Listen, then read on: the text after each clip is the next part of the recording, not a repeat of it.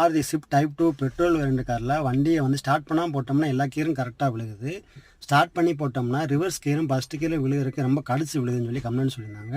அதே மாதிரி clutch பெடலில் மிதிக்கிறப்ப noise வரல, கிளச்சு பெடலேருந்து கால் எடுத்தோம்னா நாய்ஸ் வரும்னு சொல்லி இந்த கம்ப்ளைண்ட் சொல்லியிருந்தாங்க.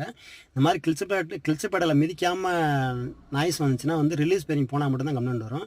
ரிலீஸ் பேரிங் போயிருந்தாலே கிளச்சு பேட்டு கவரேஜ் இதெல்லாம் வந்து வேகமாகவே டேமேஜ் ஆகும். ரிலீஸ் பேரிங் போனாலும் நமக்கு அறிகுறி. அதனால் கிளச்சு பேட் சம்மந்தப்பட்டது எல்லாமே சேஞ்ச் பண்ணுறோம். ஒரு வாட்டி செலவு பண்ணிட்டோம்னா ஒரு 80,000 கிலோமீட்டர் எந்த ஒரு விஷயம் வராது. டீப்போட கஸ்டமர்லாம் அது ஒரு வாட்டி ஃபாலோ பண்ணிட்டாங்கன்னா 80,000 கிலோமீட்டர் கிழிச்சு சம்மந்தப்பட்டது பிரிக்கவே தேவையில்லை. அதே மாதிரி ஃப்ளைவீலில் வர பேரிங் போயிருந்துச்சு, ஃப்ளைவீல் பேரிங்குமே சேஞ்ச் பண்ணுறோம். எல்லாமே வந்து மாறி ஜெனுவன் பார்ட்ஸ் வாங்கி ஃபிட் பண்ணுறோம். ஓய் போட்டிங்கன்னா எந்த ஒரு கம்ப்ளைண்ட்டும் வராது. லோக்கல் போட்டிங்கன்னா கொஞ்சம் ஓரளவுக்கு கம்ப்ளைண்ட் வந்துடும். அதனால் எல்லாமே சேஞ்ச் பண்ணிவிட்டு வண்டியை ஓட்டி பார்த்துட்டு கஸ்டமர்கிட்ட கொடுத்தோம்.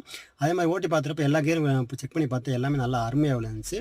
கஸ்டமர் சாட்டிஸ்ஃபைடாக ஆனாங்க. இந்த வீடியோ பிடிச்சா நம்ம சேனல் லைக் பண்ணி ஃபாலோ பண்ணி வச்சுக்கோங்க. தேங்க்யூ.